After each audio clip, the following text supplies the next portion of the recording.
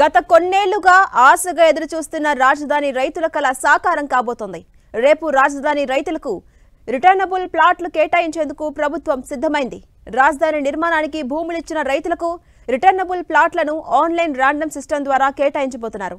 రేపు విజయవాడ సిఆర్డీఏ ఆఫీసులో జరగబోతున్న ఈ లాటరీలో రాజధానిలో 9 గ్రామాల రైతులకు రిటర్నబుల్ ప్లాట్లను కేటాయించబోతున్నారు అధికారులు.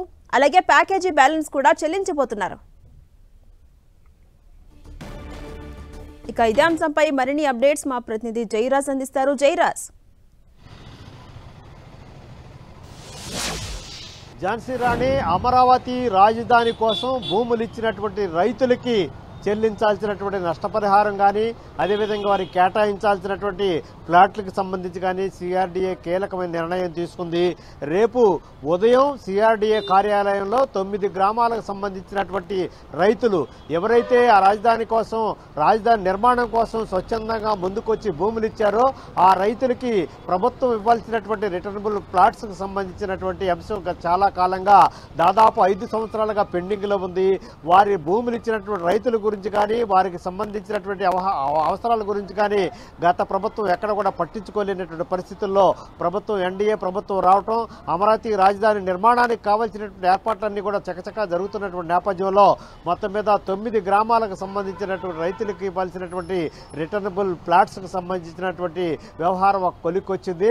రేపు ఉదయం సిఆర్డీఏ కార్యాలయం దగ్గర వారికి ఈ ప్లాట్ల ద్వారా వారి కేటాయింపులు చేస్తారు. లాటరీ విధానం ద్వారా ఈ ప్లాట్లన్నీ కూడా కేటాయింపులు చేస్తారు. దీనికి సంబంధించినటువంటి ఏర్పాట్లన్నీ కూడా పూర్తయ్యాయి.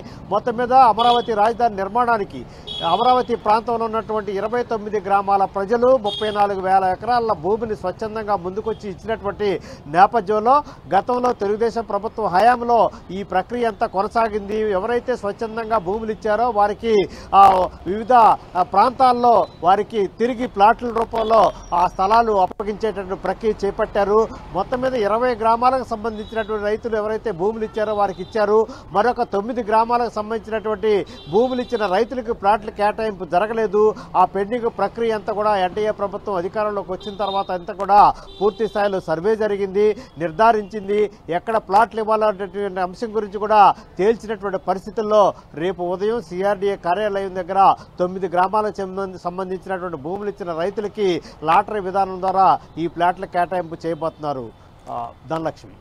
Right, thank you Jayaraj.